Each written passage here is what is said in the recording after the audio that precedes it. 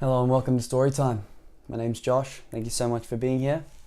I'm super excited today. We're reading Mr. Happy. I love Mr. Happy. It's always nice to be happy, is it? Yeah, definitely. Alright, Mr. Happy by Roger Hargreaves. Hope you're ready and comfortable because we're about to delve into story time. Okay. On the other side of the world, where the sun shines hotter than here, and where the trees are 100 feet tall, there is a country called Happy Land. Wow. Do you think that's where Mr. Happy might live? Yeah. As you might very well expect, everybody who lives in Happy Land is as happy as the day is long. Wherever you go, you see smiling faces all around. It's such a happy place that even the flowers seem to smile in Happy Land. That sounds like a cool place. I'd love to go to Happy Land. As well as all the people being happy. All the animals in Happy Land are happy too. If you've ever seen a mouse smile, or a cat, or a dog, or even a worm, go to Happy Land. That's cool. There's a worm smiling there. This is a story about someone who lived there who happened to be called Mr. Happy. Mr. Happy was fat and round and happy. There he is. Big smile on his dial. He lived in a small cottage beside a lake at the foot of a mountain and close to a wood in Happy Land. Here's his house there. Oh, Mr. Happy. One day, while Mr. Happy was out walking through the tall trees in those woods near his home, he came across something which was really rather extraordinary.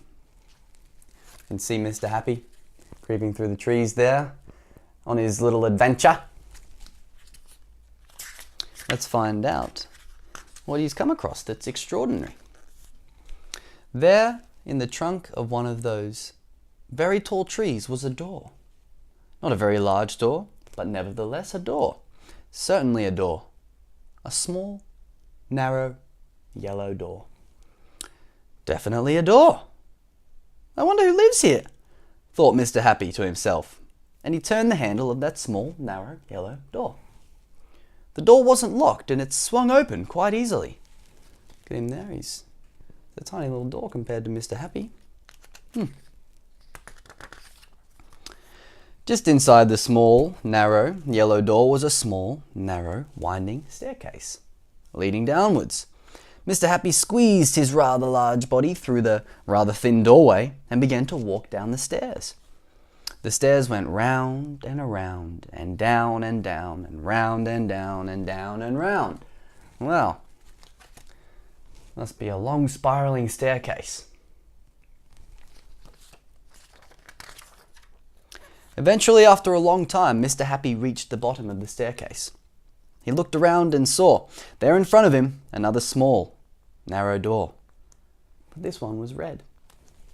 Can you see the red door there?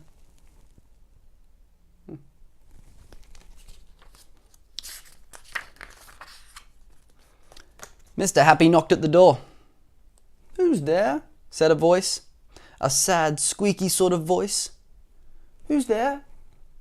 Mr. Happy pushed open the red door slowly, and there, sitting on a stool, was somebody who looked exactly like Mr. Happy, except that he didn't look happy at all. In fact, he looked downright miserable. Doesn't look super happy, hey?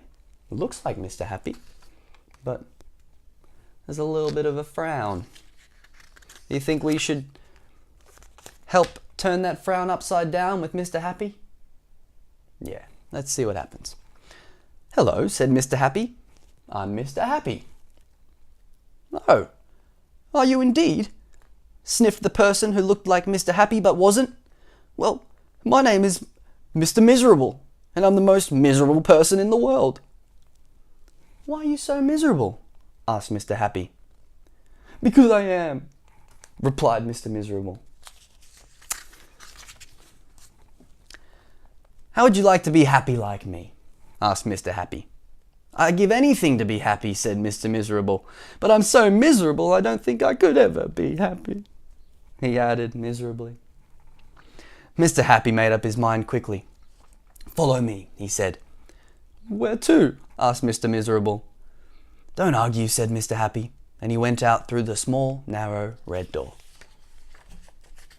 So he's heading back out now. He's going to take Mr. Miserable for a walk and hopefully turn that frown upside down. Yeah? Mr. Miserable hesitated and then followed. Up and up the winding staircase they went, up and up, and round and up and round and up, until they came out into the wood. Follow me, said Mr. Happy again, and they both set off through the wood back to Mr. Happy's cottage. Mr. Miserable stayed in Mr. Happy's cottage for quite some time, and during that time the most remarkable thing happened. Because he was living in Happyland, Mr. Miserable, ever so slowly, stopped being miserable and started to be happy. His mouth stopped turning down at the corners. Whoa, it's turned into like a neutral face.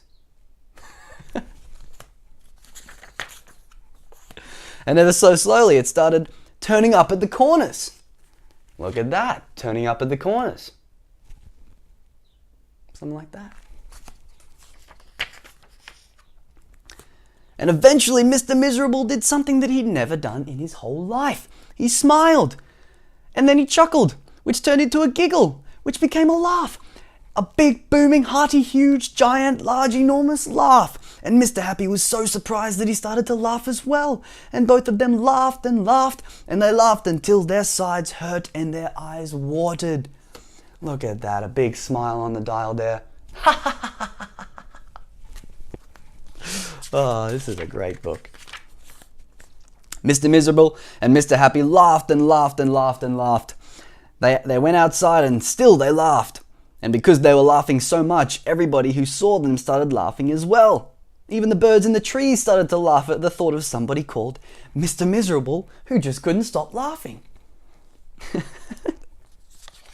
is quite funny. And that's really the end of the story, except to say that if you ever feel as miserable as Mr. Miserable used to, you know exactly what to do, don't you? Just turn your mouth up at the corners, go on, and smile. Yeah? And if that turns into a laugh as well,